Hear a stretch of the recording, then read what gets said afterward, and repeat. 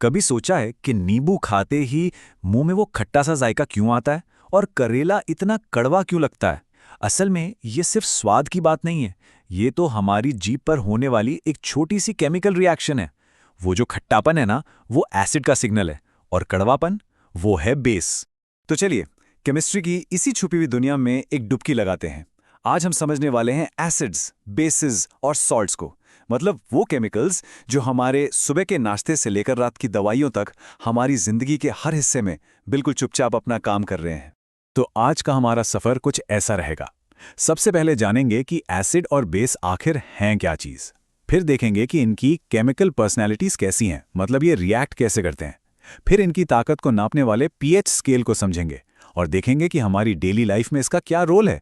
और आखिर में हम मिलेंगे सॉल्ट की फैमिली से, जो सिर्फ खाने के स्वाद से कहीं ज्यादा है। तो चलिए शुरू किया जाए। तो सबसे पहला सवाल, एसिड्स और बेसिस आखिर हैं क्या और इन्हें पहचाना कैसे जाता है? इसे ऐसे समझते हैं, एसिड्स मतलब स्वाद में खट्टे और ये नीले लिटमस पेपर को लाल कर देते हैं।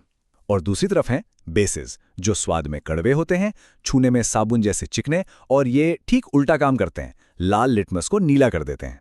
मतलब ये दोनों एक दूसरे के एकदम ऑपोजिट हैं, जैसे दिन और रात। लेकिन जाहिर सी बात है, हम हर चीज को चख कर तो टेस्ट नहीं कर सकते, खतरनाक हो सकता है। तो यहीं पर काम आते हैं केमिकल इंडिकेटर्स।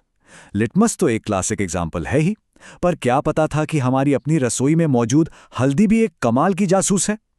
कभी करी के पीले दाग पर साबुन रगड़कर देखा है?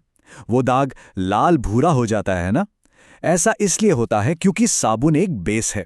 इतना ही नहीं, कुछ इंडिकेटर्स तो अपनी खुशबू बदलकर सिग्नल देते हैं, जैसे प्याज या लौंग का तेल। एसिड या बेस मिलते ही इनकी महक ही बदल जाती है। ठीक है, तो अब हम इन्हें पहचानना सीख गए हैं। तो आप देखते हैं कि जब ये अलग अलग केमिकल पर्सनालिटीज एक दूसरे से मिलती हैं तो क्या होता है। चलिए क्लासिक एक्सपेरिमेंट को देखते हैं। मान लीजिए हमने एक टेस्ट ट्यूब में थोड़ा डाइल्यूट सल्फ्यूरिक एसिड लिया। अब इसमें हम डालते हैं जिंक के कुछ दाने, और डालते ही बुलबुले उठने लगते हैं, मतलब कोई गैस निकल रही है। अब इस गैस को अगर हम साबुन के पानी से पास करें तो गैस के बबल्स बन जाते हैं। और अब आता है सबसे मजेदार हिस्सा। जैसे ही इन बबल्स के पास एक जलती हुई मोमबत्ती लाते हैं, एक पॉप की आवाज आती है। ये पॉप साउंड ही हाइड्रोजन गैस का सिग्नेचर टेस्ट है। तो इससे क्या पता चला? सीधा सा नियम है, एसिड जब किसी मेटल से मिलता है तो हाइड्रोजन गैस बनती है। तो ये एक जनरल रूल है जिसे याद रखना है। एसिड प्लस मेटल हमें देगा सॉल्ट और हाइड्रोजन गैस। केमिस्ट्री के सबसे जरूरी और बेसिक रूल्स में से एक है ये।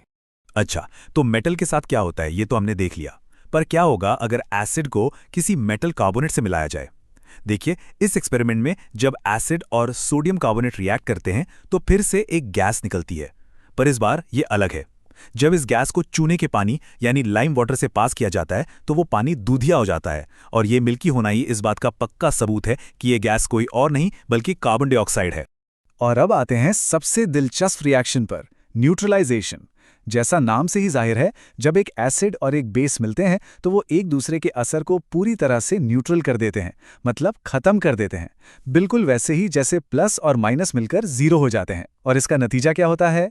सॉल्ट और पानी। केमिस्ट्री का एक परफेक्ट बैलेंसिंग एक्ट। ये सब हमें एक बहुत ही इंटरेस्टिंग सवाल पर ले आता है। आखिर सारे एसिड्स में ऐसी क्या एक कॉमन चीज होती है जो उन्हें एसिड बनाती है? इसका जवाब इस एक्सपेरिमेंट में छिपा है। देखिए, जब एसिड के सॉल्यूशन से बिजली पास की जाती है तो बल्ब जल उठता है। इसका मतलब एसिड का घोल इलेक्ट्रिसिटी कंडक्ट करता है। लेकिन जब यही काम हम ग्लूकोज या अल्कोहल के सॉल्यूशन के साथ करते हैं तो बल्ब नहीं जलता। तो ऐसा फर्क क्यों है? जवाब है आयंस। जब भी किसी एसिड को पानी में घोला जाता है तो वो हाइड्रोजन आयंस यानी H+ आयंस रिलीज करता है, और यही छोटे छोटे चार्ज वाले पार्टिकल्स पानी में बिजली को एक जगह से दूसरी जगह ले जाने का काम करते हैं। असल में यही H+ आयंस ही हैं जो किसी एसिड को उसका खट्टा स्वाद और उसकी सारी एसिडिक प्रॉपर्टीज देते हैं। तो एसिड का असली हीरो कौन है? H+ ion. पर एक मिनट, क्या सारे एसिड्स एक जैसे ताकतवर होते हैं? नहीं। तो फिर हम इनकी ताकत को नापते कैसे हैं? तो इसी के लिए हमारे पास है पीएच स्केल। ये जो रंगीन सा स्केल है ना, इसे एसिड और बेस की ताकत नापने वाला एक रूलर समझ लीजिए। ये स्केल जाता है 0 से 14 तक। ठीक बीच में 7 का मतलब है न्यूट्रल, जैसे कि साफ पानी। अब 7 से जितना नीचे की तरफ जाएंगे चीज़ उतनी ही ज़्यादा एसिडिक होती जाएगी, और 7 से जितना ऊपर जाएंगे वो उतनी ही ज़्यादा बेसिक यानी एल्कलाइन होती जाएगी। और हमारी रोज़मर्रा की ज़िंदगी में ये कैसे दिखता है? देखिए, हमारे पेट के अंदर जो गैस्ट्रिक जूस होता है उसका पीएच लगभग 1.2 होता है। सोचिए कितना स्ट्रॉन्ग एसिड है। नींबू का रस करीब 2.2 पर आता है। वहीं हमारा खून थोड़ा सा बेसिक होता है, लगभग 7.4 पीएच पर। और जो ड्रेन क्लीनर जैसी चीज़ें होती हैं वो एकदम स्केल के आखिर में 14 के पास होती हैं, यानी सुपर बेसिक। तो ये पीएच के नंबर सिर्फ लैब की किताबों के लिए नहीं है, हमारे रोज़मर्रा की ज़िंदगी में पीएच का बहुत बहुत ज़रूरी रोल है। जरा सोचिए, हमारा अपना शरीर सिर्फ 7.0 से 7.8 की एक बहुत ही छोटी सी पीएच रेंज में ठीक से काम कर पाता है। जरा सा भी ऊपर नीचे हुआ और सब गड़बड़ हो सकता है। जब बारिश के पानी का पीएच 5.6 से नीचे गिर जाता है तो उसे एसिड रेन कहते हैं, जो नदियों में रहने वाले जीवों के लिए जहर बन जाती है। कभी एसिडिटी की शिकायत हुई है? वो पेट में ज्यादा एसिड बनने से ही होती है। और उसे ठीक करने के लिए जो हम एंटासिड लेते हैं वो असल में एक बेस होता है जो उस एक्स्ट्रा एसिड को न्यूट्रलाइज कर देता है। यहां तक कि हमारे दांतों का सड़ना भी तब शुरू होता है जब हमारे मुंह का पीएच 5.5 से कम हो जाता है। और तो और मधुमक्खी का डंक भी एसिडिक ही होता है। और अब आखिर में बात करते हैं सॉल्ट्स की। ये सिर्फ स्वाद से कहीं ज्यादा है। जब भी कोई सॉल्ट कहता है तो हमारे दिमाग में सबसे पहले खाने वाला नमक यानी सोडियम क्लोराइड ही आता है। लेकिन ये सिर्फ हमारे खाने में स्वाद नहीं डालता, ये पूरी केमिकल इंडस्ट्री के लिए एक बेहद जरूरी कच्चा माल यानी रॉ मटेरियल है। इस प्रोसेस को कहते हैं क्लोर एल्कली प्रोसेस। इसमें होता क्या है? बस नमक के पानी से बिजली गुजारी जाती है, और ऐसा करते ही ये 3 बहुत काम की चीजों में टूट जाता है: क्लोरीन गैस, हाइड्रोजन गैस और सोडियम हाइड्रोक्साइड, जो कि एक बहुत स्ट्रॉन्ग बेस है। और इन 3 चीजों से बनता क्या क्या है, जरा देखिए।